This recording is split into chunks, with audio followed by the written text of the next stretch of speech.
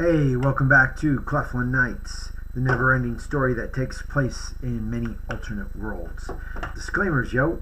All the art that I use for this video is owned by the creators. I just use them for fun, and many of the characters are actually, in this episode, are mine. So, or our creations. So I'm just doing this a little different since I was out to sea and I've missed a lot of time. So I'm trying to catch up. I'm going to put this together this way. So this is for the gaming that took place from the week of 20 March, actually probably 6 March. 6 March to the 10th of April 2018 for the realm of Cleftlan. I just do that one realm all in this set since there's a lot of things that have been gamed during that time. And this is our 55-7 video episode. Some of this gaming was gamed face to face in an alternate world. So one could say, if it happened in an alternate world, did it happen at all? The rest of the gaming is gamed face to face and over Google Hangouts in this world, not an alternate world. So, where we last left our heroes.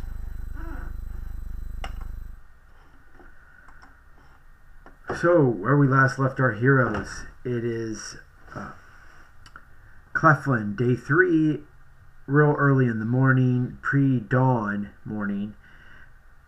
And we're north of Cleftlan at the inn of the stronghold. Washington's security team was regrouping in the inn after their butts getting kicked by Strath's Elven security team.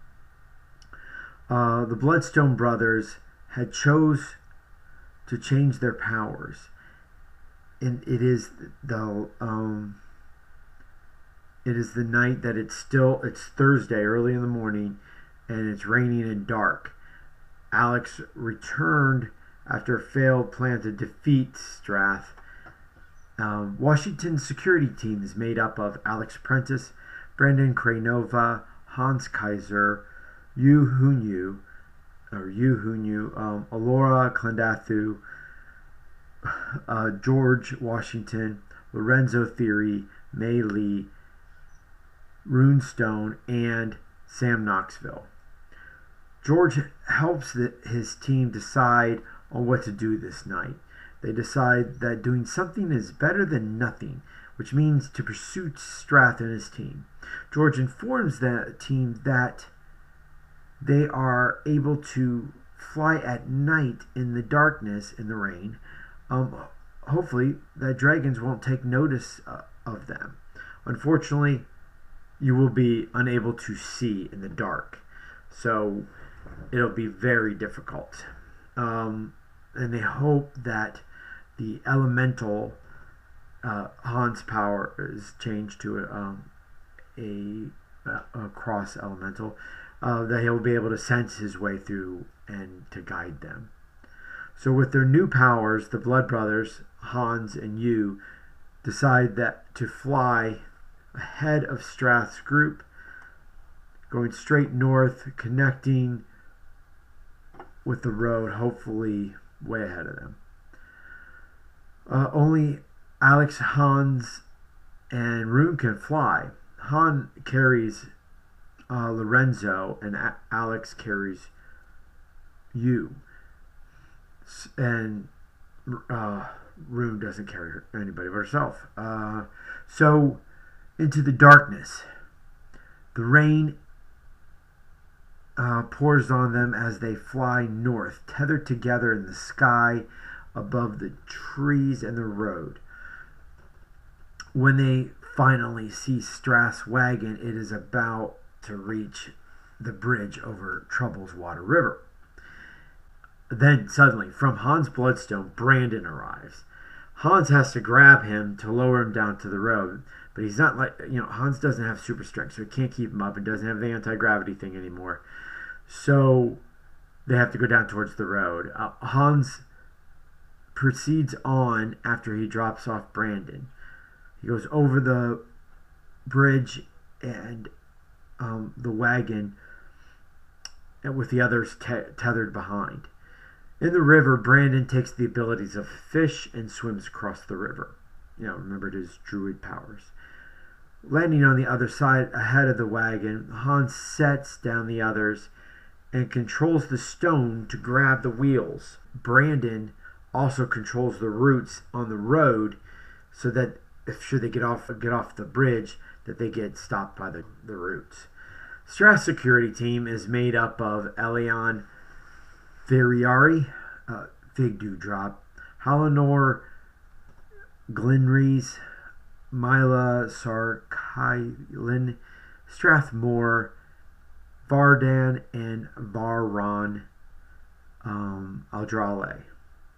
Halinor disembarks the wagon, and Hans confronts him, sending him into the plain and then into the river. He's practically unconscious, so Hans goes into the plain, then into the river, and rescues him, putting him on the north bank of the river. Brandon returns into the bloodstone, disappears. Poof. Halinor Strath figures out, what the heck, he's not back, exits the cabin and of the wagon. He begins shooting his rifle around, trying to hit somebody. Rune then turns off because he doesn't want anybody to get hit by the stun blasts. Rune turns off everybody's senses, making them blind and deaf. This allows you to get closer without being shot. Even for several moments, you turns off everybody's senses, all of them, just to ensure his victory to get there safely. This doesn't affect Hans in the same way because he's a power elemental, and in his senses he was able to still sense around the elements, water and earth and stuff, so he doesn't really get lost. And everything with the rain falling over everything and people being made of water, he can still sense those things, and even though he can't see or hear, which is kind of good because it's pouring rain. Everybody being covered by the water, he somehow Hans is able to knock out Strath, I believe it was, using his powers, but we also he's lying on the ground because his senses are all knocked out. So once Strath is on the ground and Yu has Strath's Shrine laser rifle, he puts it on stun and takes out the team, Strath's security team. He turns back everybody's senses, and Rune and Alex join him on board. Yeah, Rune and Alex were pretty knocked out of it because of their senses being gone. They weren't able to do a whole lot.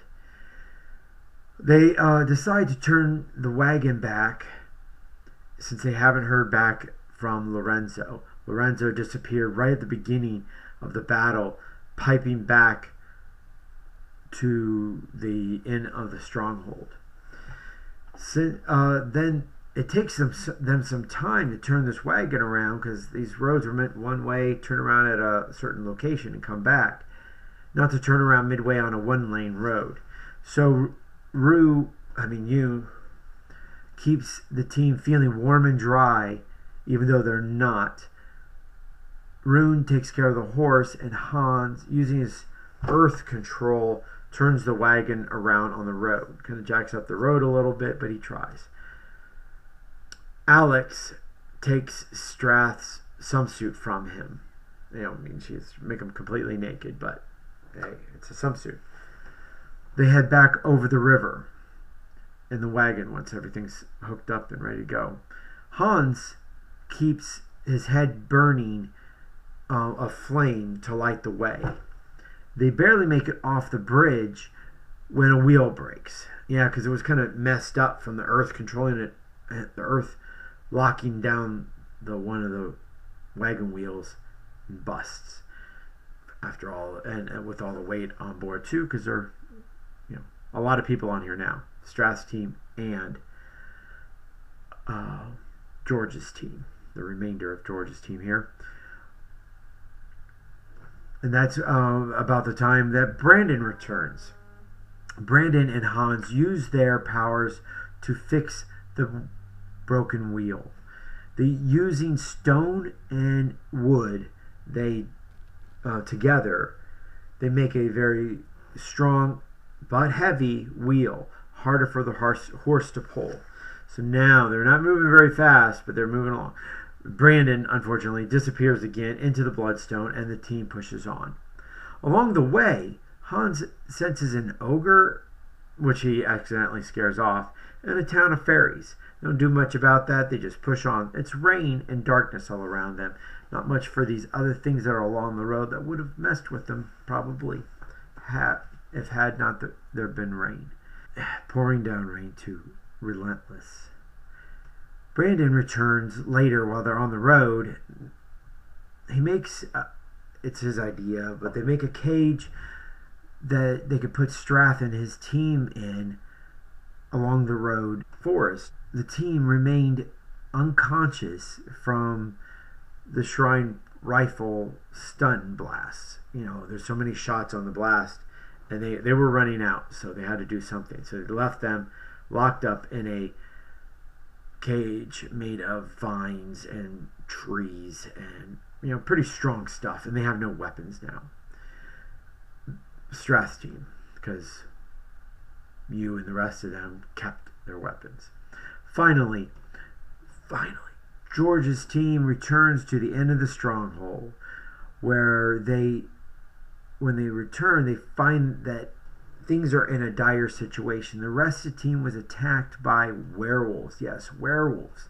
Apparently, the girl that they had let go earlier had more disputes while they were gone. Alora explains such and tells about the attacks on the innkeeper and his servants. Trying to defend them, May was bit. Alora and George still suffer from a great deal of hack and slash damage. Rune and you stow the wagon behind the barn and bring the horse inside the barn. After trying to relax and clean the horse, they are attacked by the she-werewolf. Hans arrives just then, and you is able to stun the werewolf. And by the end of the gaming session, Brandon prepares some healing potion. He's going out into the rain and trying to do something to heal so much from these wounds. Meanwhile, up in Hastings, still really early in the morning, like I said, before dawn, and we last left our heroes, Chris Masters and Ray and Golden, still at Baxter's in Hastings. For the people of the Eye, they were trying to get them to leave the last two Reds of the five. The five Reds are made up of Red Blade, Eye, Red Guard, Red Queen, Eye, Red Hook, and Red Siren. Ray falls asleep again, and Siren takes him to the table by the knowing. Podrick Hayes keeps an eye on him. While Christopher and Diana are dancing, Red Rook, Eye, Red Guard, and Eye Page return soaked from the rain. Eye Guard asks the knowing where her host is supposed to be. When the scroll comes up from the knowing sleeve, it says that the host, Deirdre, is at Tower 10, Watchtower 10, and is jumping into the bay to kill herself. Yes, the idea was to get depressed people who wanted to give up on their lives already, so that when the people of the Eye take over the bodies, it's somebody who didn't really want their life anymore anyways. That was their idea. It's Christopher and Ray's and the Reds. Quickly, Igar tells Christopher this.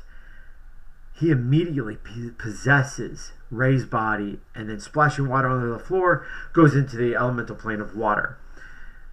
Swimming out and exiting into the Bay of Hastings, Christopher finds Deirdre's body sinking. He raises her out of the water and brings her dockside. Using Ray's water powers, he pulls the water out of her lungs, allowing her to breathe. She coughs. And suddenly Ray is waking up in the body, and Christopher leaves him into the cold, dark rain on Thor's Day. And it's coming down. They're on the dockside there. Igard shows up as Deirdre is crying, realizing that, I'm still alive, I wanted to die. Igard possesses her, and Guard is now free. Okay, now the four of them walk back to Baxter's. Siren is happy to see that Ray is walking and talking, and Christopher then heads to the Tower of the Eye, catty corner downhill from Baxter's. He fends off another attack of the people of the Eye, takes the travel mirror, and then brings it into Baxter's, sets it up by the knowing. Christopher then decides he wants to go, instead of Chris Masters, he wants to go by Christopher Lord. Him and Ray and Golge, now still unconscious, unconscious again. Siren takes care of him, and since it's pre-dawn, Christopher decides, hey, let's crash for the night. He rents 2 rooms at Baxter's for them, the 7 of them. Yeah. Chris says goodnight to Diana. Olympia. Siren and Guard sleep with Ray that night in one room, and Chris sleeps with Queen, Rook, and Blade in another room. And then that's it for Hastings of that night.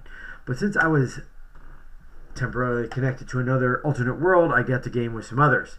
So this still is meanwhile taking place in Cleftlan, day 2, still late in the evening before it goes to Thursday on Woden's Day. This is we last left our heroes of the Sare Glio Syndicate in the realm of Cleftlan. They are in the Valley of the Magister, previously of the Magister, now called Magadamia. And they ate at the castle with Rowan Majer, and they were figuring out their plans for the night. The Sare Glio Syndicate is made up of Elle Riggs, Abby Rowe, Michelle Maybell, and Lucy Skye. After dinner and discussion with Rowan, the ladies prepare baths and clean up from the day. Dirty, digging out all of that runes, lay glass. When they're dressed, they try to decide the best course of action is to actually leave before the rains start and head under the cover of darkness back to Cleftlan, using the ley line since they don't have a light source to find the way back. Lucy blackens her swimsuit and with some ley glass flies out over the valley looking for the strongest ley line towards Cleftlan. From the castle, back in the castle, Abby and Michelle, looking out over the valley, kind of talk about how, what was it like that thousands of Dark Elves used to live here with the Magister, a primarily city made of magic. Elle and Rowan look for equipment to wrap up the ton or so of ley glass that they plan to bring back to Cleftlan. Rowan helps her find a design with a wagon and a brace that will wrap around her and Lucy, and to fly them all the way back, because Lucy and Elle are the only ones was super strength. Lucy returns to the castle after finding the best ley line and remarking that it came from an inn in town that must have been really popular, because most ley lines are drawn to areas where people were drawn to, and that, whatever spiritual energy, I don't know what ley lines draw from, but that's what they are. Abby and Michelle use their swimsuits to create straps over them to hold on to Lucy while they're hanging, because Lucy, like I said, has to carry this whole thing. So they want to leave their hands free so that they can look through the ley glass and see the ley lines during the night, and make sure Lucy stays on track. The ley glass will actually pull them through on these ley lines. Yeah, this is all stuff I made up. I know it's weird, but it takes hours as they're flying. They bid farewell to Rowan and fly back, taking hours. They aren't too far from Cleftlan when it becomes Thursday and the rains start, and so they're soaked. The rains increased for the difficulty for Abby and Michelle to see the ley lines. Abby creates with her power some sort of, create kind of like liquids and gels from her hands that have any different properties that she could pick. Well, in this sort, she creates something like Rain-X that keeps the glass where the water just runs right off, and so she's able to see, to keep them following the line. Returning to Cleftlan, which is simple because with all the rain and the darkness, the wall guards can't see them. And so they are able to fly right over and fly into America, which is lit up. And they fly to their brownstone in America. And the rains aren't that bad by the time they get there. They store their ley glass on the roof. And they, again, have to clean up again, but they don't care because they're going to raise Rock House. A couple more hours of partying before the band Random Factor quits for the night, or for the morning, or for the day. And they dance almost till dawn and return to the brownstone to sleep. And that's our gaming tip, guys, tonight. Questions that I have is, what happened with apparently did back at the end of the stronghold, are they going to be able to handle all these werewolves now that they're in this rain up? It's really early in the morning. The team is getting tired. How is Alex, Hans, and you going to deal with that? And is Brandon going to keep coming back and forth? And maybe we'll what about in Hastings? The group will be waking up in the morning. It'll be daytime. What are they going to do? They had mentioned plans about going to the castle of Hastings. So we'll see. And on the Sare Glio Syndicate, will we hear from them again? It may be a while, till maybe October or December, till we hear from them. Okay, so that's it, guys. Thank you for listening in. If you like what you heard, hit like. Hit the old subscribe button to listen to more of these adventures. Hope that doesn't bother you guys. Stay tuned. Happy trails, fair winds, and following seasons.